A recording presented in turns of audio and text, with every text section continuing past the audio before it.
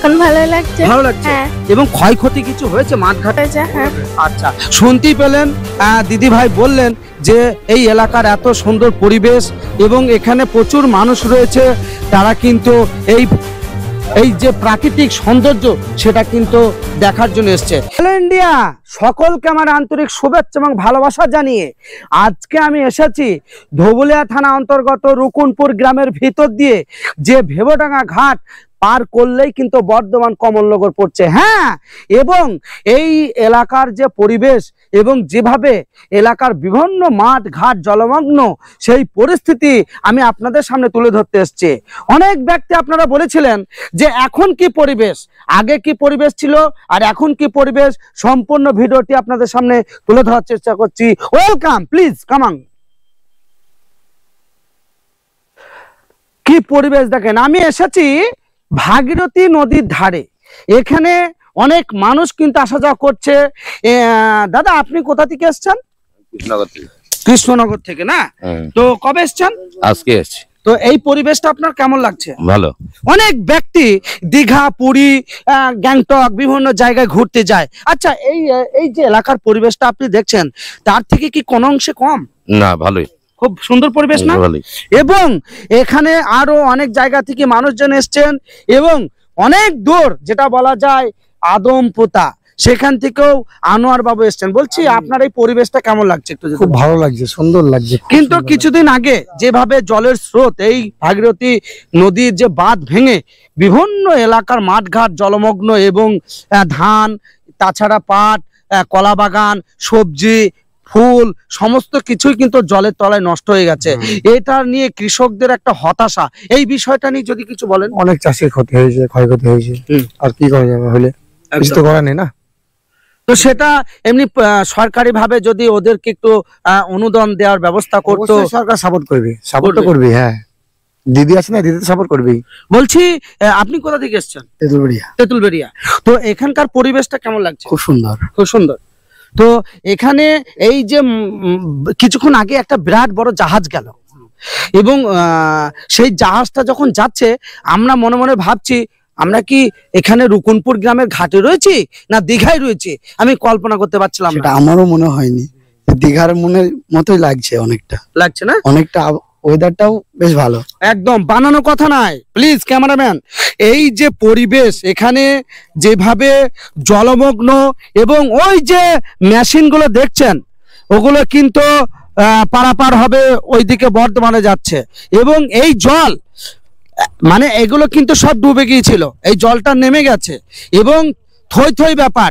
এবং ওই জায়গাটায় বাঁধ ভেঙে বিভিন্ন মাঠ ঘাট একদম জলমগ্ন হয়ে গিয়েছিল এবং এলাকাবাসীর মানুষের মধ্যে যে একটা ভীত সন্ত্রস্ত এবং দুর্যোগ যে সমস্যাটা এত বাড়াবাড়ি হচ্ছিল, ধর্মদা পঞ্চায়েতের প্রধান সাহেবা তার নেতৃত্বে দ্রুততম যে বাঁধ ভেঙে গিয়েছিল সেই বাঁধের কাজ কিন্তু নির্মাণ করা হয়েছিল।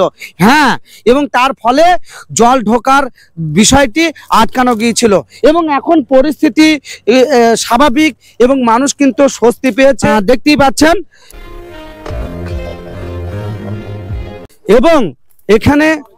এবং এখানে আরো অনেক মানুষ রয়েছে। বলছি, এই পরিবেশটা আপনার কেমন লাগছে? পরিবেশটা ভালো লাগছে, কিন্তু আরো জল হলে আরো ভালো লাগবে। তো বিষয়টা হচ্ছে এই যে ভাগীরথী নদী যে পরিবেশ আমরা দেখছি, বড় বড় জাহাজ যাচ্ছে এবং জলের পরিস্থিতি অনেক বাড়তি এবং যেভাবে বাঁধ ভেঙে এলাকার বিভিন্ন প্রান্তে জলমগ্ন হয়ে পড়েছিল, এখন হয়তো স্বাভাবিক। এই জায়গাটা আপনি দাঁড়িয়ে দীঘা মনে করছেন না পুরী মনে করছেন? দীঘা হলে আরো ভালো হইতো, আর একটা জল দেখতে পারো, জল তো কোনো সময় দেখা যায় না, জল আসাই ভালো। ভালো। আপনার বাড়ি? ওই পোকাম হইতে বাহাদুরপুর। আপনি বাহাদুরপুর থেকে এখানে এসেছেন এই পরিবেশ দেখতে? হ্যাঁ, অসংখ্য ধন্যবাদ। শুনতেই পেলেন, আপনার নাম? জামশেদ শেখ। জামশেদ বাবু বলছেন এই এলাকার যে পরিবেশ এবং যেভাবে জলের যে একটা সৌন্দর্যায়ন সেটা দেখার মতো, সেটা দীঘা কিংবা পুরী তার থেকেও কম অংশে কম নয়। তবে এই যে পরিবেশটা আমি দেখানোর চেষ্টা করছি, প্রচুর মানুষ কিন্তু আসা যাওয়া করছে এই পরিস্থিতি দেখার জন্যে এবং এই যে জলমগ্ন এবং অনেক মানুষ আসছে, তারাও কিন্তু বাদ দেখতে গিয়েছিল, তাদেরকেও আমি জিজ্ঞেস করার চেষ্টা করব, সেটা মনোমুগ্ধকর। বলছি, কেমন দেখলেন পরিস্থিতি? ভালো। তো আপনার বাড়ি? আমার বাড়ি রুকুনপুর। তো এই যে জলের স্বাভাবিক পর্যায়ে এসেছে, এখন বিপদসীমার থেকে অনেক ভালো জায়গায় এসেছে, ভালো জায়গায় এসছে, এবং মাঠ ঘাট অনেক কিন্তু ডুবে গেছিল হ্যাঁ, এবং হ্যাঁ। ফসলও ডুবে গেছে। হ্যাঁ। সেই বিষয়টা কতটা ক্ষয়ক্ষতি হয়েছে বলে মনে হচ্ছে? আনুমানিক বেশ কিছু ক্ষতি হয়েছে আর কি। বেশ ক্ষতি হয়েছে। বেশ কিছু ক্ষতি হয়েছে। তো সেই দিক থেকে আপনার এই এলাকায় ধান, পাট, কলা বাগান, এগুলো কি ফুল, এগুলো ডুবে গেছে? হ্যাঁ, কিছু ডুবেছে, হয় কি ডুবেছে না? হুম। আচ্ছা আচ্ছা। নিচু জায়গা এই পরিবেশটা, এবং প্রচুর মানুষ, পিছনেও আপনাদের লোকগুলো আসছে, আমাদেরই লোক সব। এই পরিবেশটা দেখার জন্য এসছেন। দাদা, আপনার কাছে একটা প্রশ্ন করি, এই পরিবেশটা যেটা এই যে জল, একটা সুন্দর যে একটা প্রাকৃতিক বিষয়, এটা কেমন লাগছে? ভালো, খুব ভালো। কোথা থেকে এসছেন? এই রকুনপুর। আপনার বাড়ি রকুনপুর? রকুনপুর। তো এই পরিবেশটা দেখার জন্য বাইরের মানুষ তো অনেক আসছে, তা আপনি আরো কি বলবেন এই পরিবেশটা দেখার জন্য, যাতে মানুষ আসে? আসুক, এসে সুন্দর পরিবেশ দেখে যাক সব মানুষ। দিদি, কি পরিবেশ ভালো লাগলো? হ্যাঁ, হ্যাঁ? ভালো লাগলো। বলছি, এখানকার পরিবেশটা, এই যে জল প্লাবন, একটা সৌন্দর্য, কেমন লাগলো? ভীষণ ভালো লাগলো। আপনার বাড়ি? এই তো এখানে রুকুনপুর। তো এর আগে যে বিপর্যয়ের সীমার বাইরে যেভাবে জলের প্লাবন ঢুকছিল, মাঠ ঘাট জলমগ্ন হয়ে পড়েছিল, এবং সেই পর্যায় থেকে এখন স্বাভাবিক, এখন কেমন লাগছে দেখতে? এখন ভালোই লাগছে। ভালো লাগছে। হ্যাঁ। আচ্ছা, অনেকের অনেকের হয়েছে। হ্যাঁ, আচ্ছা, শুনতেই পেলেন, দিদি ভাই বললেন যে এই এলাকার এত সুন্দর পরিবেশ এবং এখানে প্রচুর মানুষ রয়েছে, তারা কিন্তু এই যে প্রাকৃতিক সৌন্দর্য সেটা কিন্তু দেখার জন্য এসছে। এবং আমার একটা ভাইজান, কলিজার টুকরো, তিনিও কিন্তু এসছেন। বলছে, এই পরিবেশটা আপনার কেমন লাগছে? এখনই তো আসলাম, বেশ ভালোই লাগছে। জল কিন্তু অনেকটাই কমে গেছে। এই পরিবেশটা, অনেক মানুষ দীঘায় যায়, পুরী যায়, তার থেকে কি অনেকাংশে একদম কম না? এত সুন্দর লাগছে, অনেক তাই না? অনেক ভালো লাগছে। অনেক ভালো লাগছে। হ্যাঁ, দীঘার মতোই লাগছে। আর জলটাও তো প্রচুর পরিমাণে বেড়ে গেছে নদীতে, এর জন্য আরো ভালো লাগছে। এবং যেভাবে বিপদসীমার বাইরে জল বাড়ছিল যে সময়, সেই পর্যায়ে দেখেছিলেন? না, সে সময় আমি আসিনি। আচ্ছা, কোথা থেকে এসেছেন আপনি? আমি তেঁতুলবেড়িয়া থেকে। অসংখ্য ধন্যবাদ।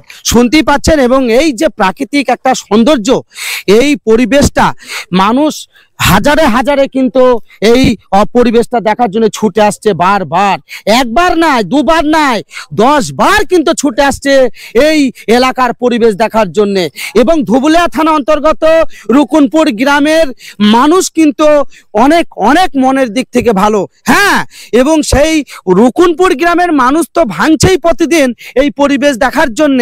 তাদের যে মাঠের ধান ক্ষেত, ফসল, ফুল, বিভিন্ন সবজি জলের তলায় ডুবে নষ্ট হয়ে গেছে, তাও কিন্তু তাদের মনে ব্যথা নেই, বেদনা নেই। তারা কিন্তু ওই ব্যথা দুঃখ চাপা দিয়েও এই পরিবেশটাকে একটা সুন্দর উপভোগ করার জন্য বারবার এই ভাগীরথী নদীর এই বাঁধে ছুটে চলে আসছে দেখার জন্য এই প্রাকৃতিক যে সৌন্দর্য। এটা ওনারাই বলছেন যে দীঘার থেকেও অনেকাংশে কম না।